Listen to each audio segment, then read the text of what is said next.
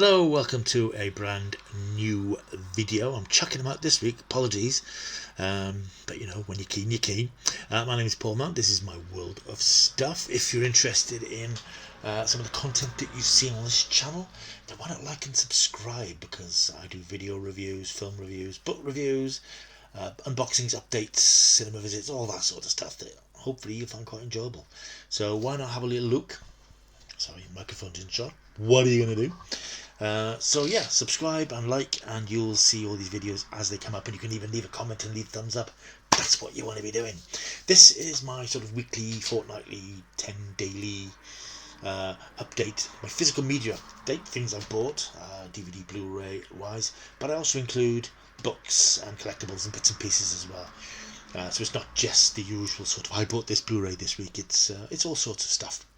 Bit of housekeeping before we start properly. I just want to thank a handful of new subscribers I've had this week. Very much appreciate you coming on board.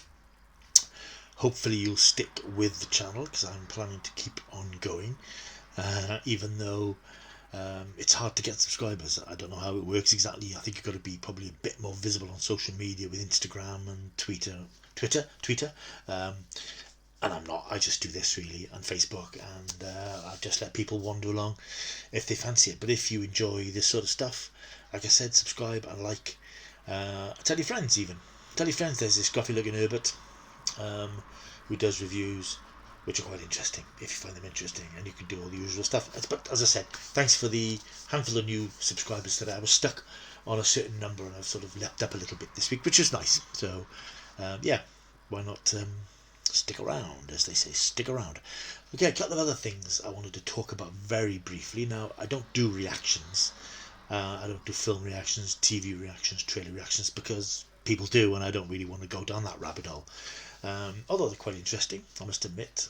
When I first discovered the phenomenon of people reacting to things on YouTube, I thought, what a bizarre thing to do. But now I can see the appeal, I can see the attraction. But I don't want to do that. It's not something I want to do.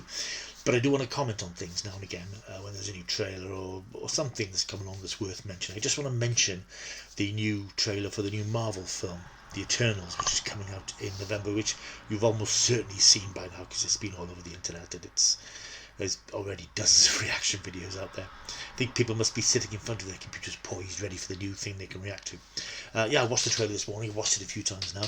This is a property I don't know a lot about. As you might have seen in the previous media update, I did buy a graphic novel of the Eternals a few months ago. I haven't actually read it yet, but I'm actually going to dig it out and start reading it soon. And this is one of those unknown properties, or not less well-known properties, that Marvel are giving us in Phase 4, following Shang-Chi, which incidentally has had incredible reviews stateside, so my excitement level is hyped for that one now. But yeah, the Eternals trailer dropped today, and it looks pretty damn good, I have to say. It's funny, Marvel now 24, 25 films in, you're sort of waiting for the first major stumble. And there's been a couple of films over the years that I'm not that keen on, but they're not bad films, just not to my taste particularly, and they sort of leave me a little bit cold. And I'm sort of expecting the first clunker, but there's still no sign of it. I mean, I enjoyed Black Widow for what it was, which was 2 years too late really, as we've all agreed, but I enjoyed that. Looking forward to Shang-Chi, very much looking forward to the next Spider-Man film, and now I'm very much looking forward to the Eternals, because the trailer looks fantastic. I mean, it's the first teaser trailer that came out was a bit not entirely sure. So it's a bit, not sure what's going on here. But this new trailer is very cleverly edited to tell us what we need to know about the Eternals. It explains things that have been bothering fans. Where were the Eternals during Thanos' reign of terror? Well, this sort of explains why they didn't get involved. The Eternals, basically, from what I can gather, are a race of gods who have been hiding in plain sight on Earth for thousands of years, and they only show themselves when a threat of something called the Deviants manifests itself, and that presumably is where this film takes us. The trailer looks beautiful, it looks fantastic, the cinematography is stunning, the action scenes look great, there's some typical sort of Marvel superhero stuff, a little bit of that trademark Marvel humour. It just looks great. It looks like another winner. So I'm very much looking forward to that. That trailer is available now if you haven't seen it yet, so please seek it out. And I also wanted to mention the sad news yesterday about the passing of Sean Locke, the stand-up comedian who died at the ridiculously early age of 58. Yeah, he was a great comedian. I do think he was sort of the comedian's comedian in a way, and he's well known from doing TV panel shows and odds and sods. But I think he's quite underrated in some way. He was a great live stage performer. I was lucky enough to see him on stage in Cardiff a few years ago, and he just dazzled the stage. He was just the energy and that sort of surreal wit. You could almost sort of see his mind ticking and things occurring to him as he's on stage. And of course he did things like 8 out of 10 cats and 8 out of 10 cats does countdown, and he does lots of those panel shows, and I don't watch a lot of them, so I haven't seen a lot of his more recent work, but I do remember that comedy series 15 Stories High, which I've got somewhere on a Blu-ray, and I have been meaning the last couple of days to dig it out and have a look at it again, so I might actually take a look at that tonight. Yeah, it was a tragic loss, because he was one of those, you could sort of see his imagination firing, and that sort of bizarre sort. And I like surreal humour. I do like a lot of stuff like Harry Hill, which is very, where did that come from? And he was that type. So yeah, tragic loss yesterday, and he will be missed by those who appreciated good comedy. Right, I just wanted to get those couple of those little things out of the way, even though it's not talking about the stuff I'm here to talk about. It's time for my media pickups.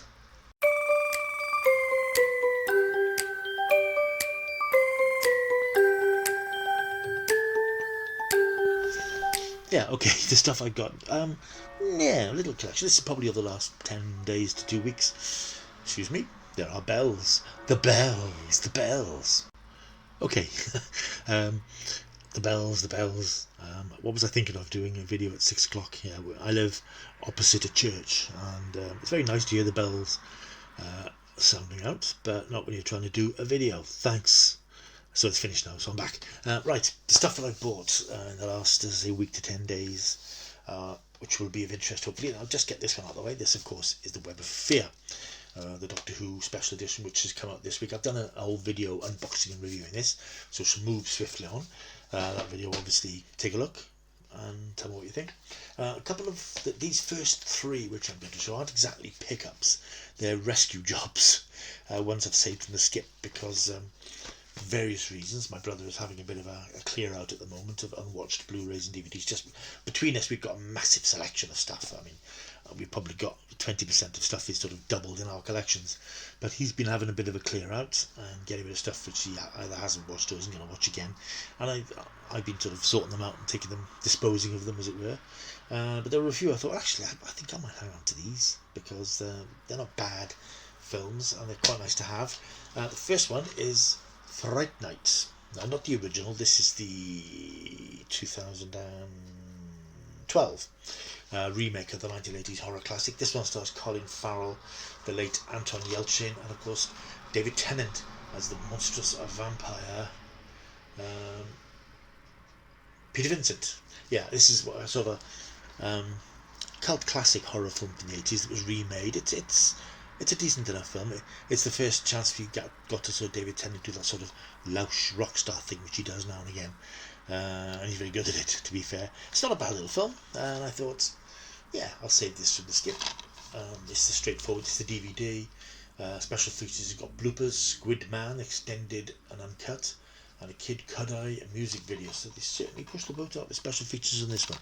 But yeah, I thought I'd say that, because it's, it's not a bad film, and I don't mind having this in the collection, although as I'm sitting here now I'm wondering if I've already got it. Yeah, I have. I just noticed on the shelf I've already got it. So there we are. Yeah, if anybody wants a copy of Fright Night on a DVD, leave a comment down below and I'll pop it in the post to you. There we are. My first YouTube giveaway. Yeah, because I have already got this, so I discovered.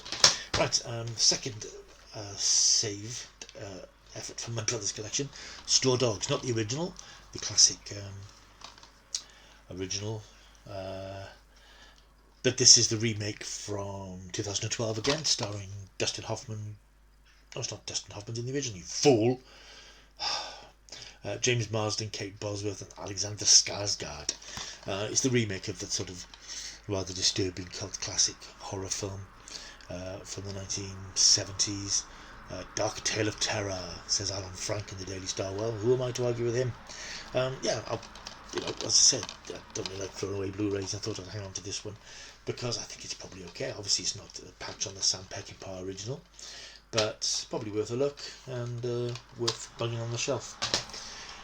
The third one I saved is this one. This is the Chronicles of Narnia, The Lion, the Witch and the Wardrobe, the 4-disc extended DVD edition. I've got this on a 2-disc edition, but I think this thing is quite nice. It's a nice chunky little box set. It's not a great film. The Narnia films, they tried their best, but they never really caught on, and I don't suppose they're ever going to finish the run. This is, as you see, it's a nice set, which has got sort of a Narnia map, photos of the main cast, and then opens up into this rather nice edition with a little booklet and stuff. So I thought, nah, this is too nice to be consigned to the dumper, so I thought I would save it, even though it's DVD and that's awfully vulgar these days. And now, of course, I can't fold it up again.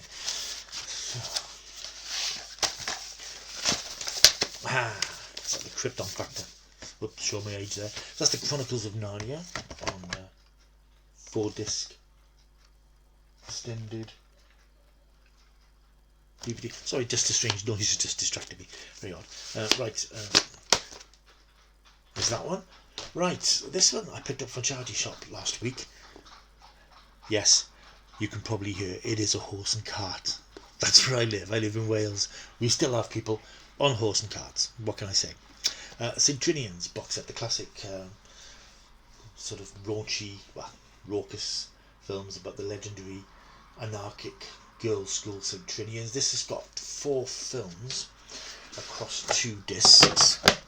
The Bells of St Trinians. In fact, this one's not even been opened. Bells of St Trinians and the Blue Murder of St Trinians. The Pure Hell of St Trinians and the Great St Trinians Train Robbery in 1966, which was the last in the original run of these films. I've seen all these on TV years ago, and they're not sort of films that get shown these days, unfortunately. You might remember the 2 more recent St Trinians films that came out 10 years ago. One of which starred David Tennant. He's a bit of a theme on this video. But this is quite good fun, $1.99, and I thought, yeah, I don't mind having these on the shelves, even though they're DVDs again. Next one is another charity shop pickup, Taken 2, starring your man Liam Neeson. Now I know this isn't very good. I've seen the first one and I thought it was okay. I know the third one is particularly ropey. This was £1 in a charity shop, and I thought, well, it can't be that bad. I think a lot of people who are into these films think this one is okay, but not a patch on the first one. But this is probably as far as my my Taken collection is going to go. I watched a little bit of it the other day. It seems alright. Generic sort of action thing that your man Liam Neeson tends to do these days. That was £1. This is one I picked up from Amazon. I was just wandering around Amazon last week, and this sort of came up. I think it was about $8.99. It's a German film, or it's a German disc. It's called Breakdown Lane. It's all in German, so I can't read anything on it. But I think it's dubbed, so it's perfectly watchable. Nice black case. I thought nice. It looks like a 4K case, but it's a black DVD case. Blu-ray case. It's time to kick some zombie ass. It's about a girl called Kirby Lane who's travelling, I think it's across America. It's hard to tell. I watched it last week and it's sort of fading from my mind already because it's not great. She's travelling to meet her boyfriend across America. Her car breaks down, hence the breakdown lane. She's on the phone to car rescue service who's promises to send somebody out, but it's going to take some time. It's going to be overnight, so she crashes out in the car, and then turns out in the morning that there's been some sort of zombie uprising, and she finds herself getting into trouble with all sorts of undesirables, both human and inhuman. It's all right. I mean, it's one of those films that has those grungy heavy rock soundtracks, which always irritate me slightly because I'm not into that sort of music. It's quite indie, it's quite grindhouse, but the idea, the breakdown thing, is actually more interesting than the zombie thing. That this young woman stuck in the middle of nowhere is a more interesting idea than, oh look, it's zombies. But it's okay. It's only about 70 minutes, so it didn't bore me. But it's not one I'll be watching again. That's Breakdown Lane. It's available if you want to get hold of it. It's on Amazon now. That's all the DVD Blu-ray type stuff, but as usual there are other things I bought. Some comic booky things. with Marvel having launched its new series, What If, episode 2 is up now. I've seen the first 3, as I mentioned in a previous video. Really enjoying it. Really, I'm not a big animation fan. I'm really enjoying what they've done with these, potential sort of what if something different had happened in the Marvel universe. I'm just wandering around eBay and I've picked up. This is volume 2 of the classic What If Marvel collection. It's 270 odd pages of the sort of classic comics that I do enjoy, as I've mentioned again and again. Not into modern comics. I don't really think that comics need to be as adult as they make them these days. I don't tend to like a lot of the art, but this is just good old fashioned, classic golden era comic art. And this has got, I think it's 6 different issues with, I think, some fairly key what if stories. What if the spider had been bitten by a radioactive human, which is interesting? What if Jane Foster had found the hammer of Thor, which I think might be part of the storyline of the next Thor film? What if the Fantastic Four with the original Marvel bullpen, which is, I remember reading about this one quite recently, it's Stanley and Co. as the Fantastic Four. Okay, what if someone else had become the Amazing Spider-Man? What if the world knew Daredevil was blind? And what if the Avengers had been formed during the 50s? And what if Rick Jones had become the Hulk? So it's, a nice 7 stories in there, in full colour, which is really nice. And I think that was a tenner on eBay. And I also picked up, I think this was £8, the Ultimate Graphic Novel collection from the Eagle Moss people. Again on eBay, £8 including postage. I was quite pleased with this. The Invincible Iron Man, the Tragedy and the Triumph. Again, it's classic comic stuff, not the modern stuff. Collection of key Iron Man stories. The envy of millions. Playboy scientist Tony Stark has it all. Men want to be him and women want to be with him. But little do they know that the billionaire businessman has an even more incredible secret life as the invincible armoured hero Iron Man.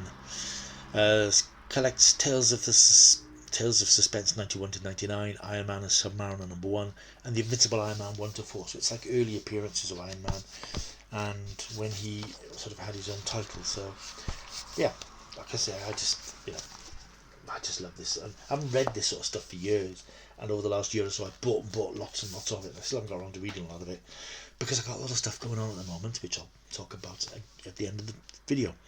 Finally, the final 2 things are figurines. These are from, again, the Eagle Moss Superhero Collection.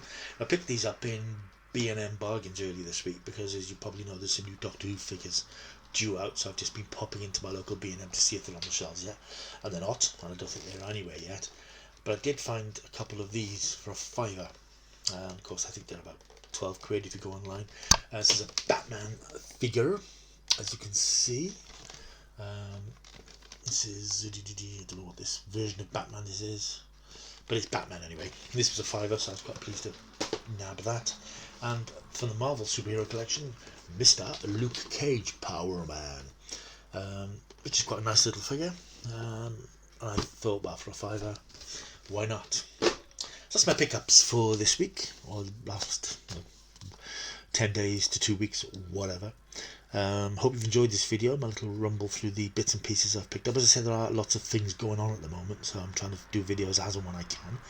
Should be some more film things coming out. There's going to be a cinema visit tomorrow. I'm going with my chum, Scott, to see Free Guy, the Ryan Reynolds computer gaming action film, which I'm sort of interested in seeing. And there'll probably be some others. I will be doing more retro film reviews. And just odds and sods. So just, as I said, like and subscribe and make sure you keep checking back to see all the new videos that come up. Other things I'm doing at the moment, one thing I am doing, which is a bit bizarre, on Monday. I've mentioned before that I do some filming things for little bits of TV things here, and I'm doing something on Saturday, filming for a crime reconstruction thing. But on Monday, I'm filming a segment for Points of View.